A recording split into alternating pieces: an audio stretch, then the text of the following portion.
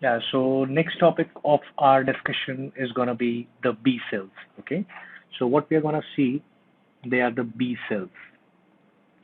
Now, guys, as we were discussing the part in immunity, and I told you that these B cells, they are basically a part of adaptive immunity. Okay, so B cells, they are a part of adaptive immunity. Now, in the adaptive immunity, as we have discussed just now, that adaptive immunity, it is of two types, right? So what kind of adaptive immunity does the B cell provides? B cells are providing humoral type of adaptive immunity. Okay. So adaptive immunity two types, humoral and cell mediated. Humoral immunity is provided by these B cells and cell mediated immunity is provided by the T cells.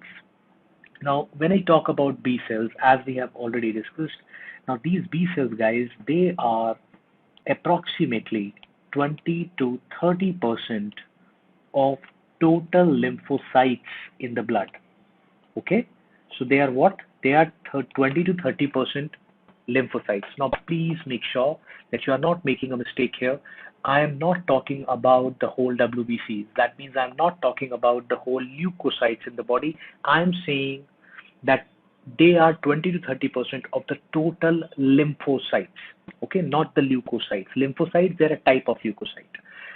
So from where the origin of these cells are happening. Now, the origin of these cells, guys, origin, obviously, these are the lymphocytes, right? So they are blood cells, and from where the blood is getting originated from the bone marrow. So they are gonna be originated from the bone marrow. And if I ask you that why and from where they are getting maturation, so they mature inside the bone marrow. Now, because they mature inside the bone marrow, that is why their name is B cell. Now, the other cell is a T cell. Now, these T cells, they're called as T cells because they are maturing in thymus. So basically, their name depends upon their maturation organ. Now, these maturation organ, they are also sometimes written as central organ.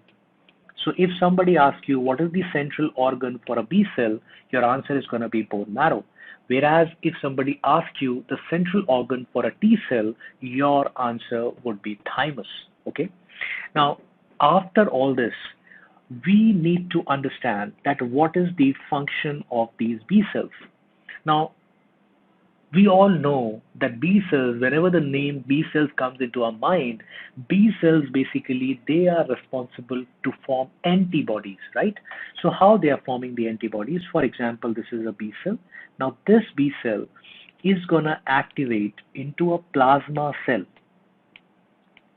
and then this plasma cell is finally gonna form the antibodies. This plasma cell is finally going to form the antibody. Now, I have very, easily said that the B cell will activate into a plasma cell. Now, my question or your question would be, so why a B cell would get activated? So, for this, again, there's a very simple answer. Whenever there is an antigen which enters inside our body, so there's an antigen which is entering inside our body, and that is leading to activation of B cell.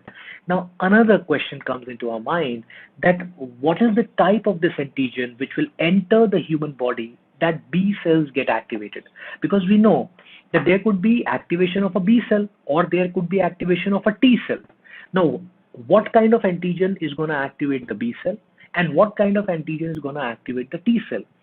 So, again, a very simple answer, beta, that antigen which leads to activation of B cell is always going to be extracellular antigen. And if the antigen becomes intracellular, this antigen is going to activate the T cell. Okay, so what is the kind of antigen that is activating the B cell? The extracellular antigen. Okay, now imagine this as a B cell, and this is the antigen which comes and tries to activate this B cell. So when there's a junction of this B cell with the antigen has to happen. Obviously, what do we need? These B cells, they should have some kind of receptors by which they can recognize the antigen, right? So the next topic of our discussion would be a B cell receptor. What we are going to study now, we are going to study a B cell receptor. Now, whenever we talk about a B cell receptor, let's try to make the diagram that how this BCR looks like, and subsequently I'll explain you the functions also. So when I make a B cell, for example, let's say this is one part of a BCR. Now always remember that on a BCR, guys, there will always be these two chains like this. What are these two chains called as? These two chains, they are IgM or IgT chains. IgM and IgD. What is their function? I'll let you know. But first, let's complete the diagram. The second chain which are there, they're like that. Okay. Now there are many. Please be very clear about it. That there are many chains of these nature, but I'll be writing the important ones, and they are alpha and beta. And you will see them as written as Ig alpha, Ig beta. Okay. So complete. If we write, it is Ig alpha and Ig beta. Now, there are two more molecules which are present over a B cell receptor, and those two things would be like this. So this B cell receptor, we can, we can mimic this receptor as a toffee. It looks like a toffee, right? So what are these two parts? These two parts of B cell receptor, this is CD21, or sometimes written as CR2. And this here is CD40. Okay, so this is the part of a B cell receptor. Now, the function of IgM and IgD. See, a B cell is only be getting activated when the B cell comes in contact with the antigen. And what kind of antigen do we need for activation of a B cell? The antigen needed is an extracellular antigen. So, for example, this is the antigen which is coming up. What is this? This is the antigen which is coming up at this site. So now you know that a BCR having these IgM and IgD chains, they are for antigen recognition and attachment.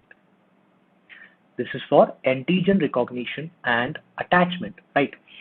So once the antigen comes and binds to this BCR, what happens is that the end product would be that this BCR is going to form the antibody. Now, as we all know, that antibodies, they are of many types. How many types of antibody do we know? The types of antibody which we know, there are 5 types of antibodies. What are these? IgM, IgG, IgA, D, and E. The mnemonic which we know, that is GAMDE. Okay, GAMDE.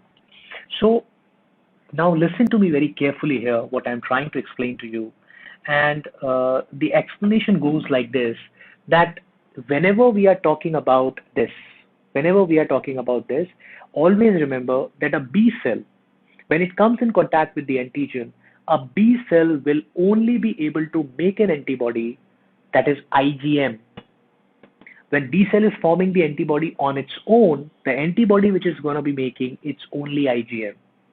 Okay, guys, if let's say this antigen comes again, or there is a need in the body to form IgG antibody which is a chronic antibody. So if there is a need of that kind of antibody formation, then this B cell alone cannot form the other types of antibody. The only antibody which can be formed by this B cell is only IgM.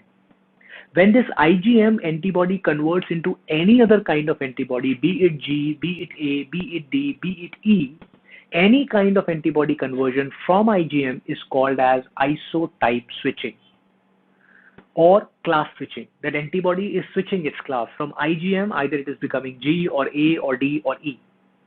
It's called class switching or isotype switching. For that isotype switching, B cell cannot do that isotype switching on its own. So B cell requires what? B cell requires the help of T cell. So how would a B cell ask? See, there are 2 receptors which I told you. One is CD21 and one is CD40. Now these, you can imagine the BCR as me with my 2 arms like this. This is the site IgM, IgD. Now this is the site where the antigen will come and bind. Then, my ears, you can remember these as Ig alpha and Ig beta. What is the function of this? As soon as the antigen comes and binds, my ears are going to send the signal to my body that antigen has come. That is the role of this and this. That they're the signal transduction molecule. They are transducing the signal into the BCR that you have to form the antibody. Now my two arms. Now this arm is CD40 and this arm is CD21. Now CD21, which also written as CR2, this is nothing but a complement receptor 2. It's a complement molecule. So it is a molecule. Its name signifies, its importance, that it's a thing which is complementing the BCR to form finally the antibody. So it's a complementary receptor. Okay, it's just complement. The good part and the bad part is, good part is that it's a complementary receptor. The bad part is that this complementary receptor has got a great affinity for entrance of Epstein-Barr virus. So whenever a patient, now you imagine a person who is suffering from Epstein-Barr virus infection. Now, when a person is suffering from Epstein-Barr virus infection, we need more antibodies in the body. Who is going to make the antibody? The BCR is going to make the antibody. But this Epstein-Barr virus infection, with the help of this CR2 or CD21, comes inside the BCR. So will the BCR be able to form the antibody? BCR will not be able to form the antibody. So therefore, in the EBV infections, person get into even more immunocompromised state because this receptor comes in contact with EBV and shut down the BCR. So this has got two functions. Good function is that it's a complement molecule. Bad function is that it has an association with Epstein-Barr virus. Now let's come to this person. What is this person? This CD40 beta, it's called as co-stimulatory molecule. What is called as co-stimulatory molecule? This, in normal situations, just is a molecule which will stimulate itself with the BCR in helping the formation of an antibody. Now let's imagine that this antigen comes for the first time. You need to form IgM antibody. This BCR will make it on its own. This receptor will just co-stimulate. But imagine a situation that BCR has to make an antibody of some other class. That is IgG or IgA and so on. So if there has to be other class antibody production happen in our body, then we need this receptor. Now this receptor will come out and it is going to call what? It is going to call the T cell. So what is the function of this CD40? CD40 is an attachment molecule with the T cell. And what does the T cell contains with which it will attach to CD40? CD40 ligand. Okay, so this will be a receptor, and for every receptor there is a ligand. What is the ligand? Because this is CD40 receptor, so ligand would be CD40L. Okay, so what did I say? I'll just explain fastly. These chains, they are the antigen binding chains. What kind of antigen? Extracellular antigen. What is the function of these Ig alpha and Ig beta? They are the signal transduction molecule. What is the function of CD21 and CR2? These are the complement molecules and they complement the production of antibody, but they can also come in contact with Epstein-Barr virus, and that is a bad thing. And what about the CD40? This is a co-stimulatory molecule which generally just stimulates itself in the formation of antibody, but if class switching has to happen, this molecule comes in full flow and attaches with the help of CD40 ligand on T cell to a T cell for the formation of other kinds of antibodies.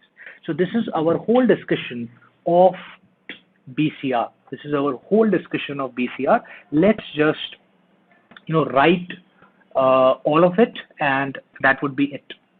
So when we talk about IgM and IgD, they are antigen binding sites. Second, when we talk about Ig alpha and Ig beta, they are what? They are signal transduction molecules.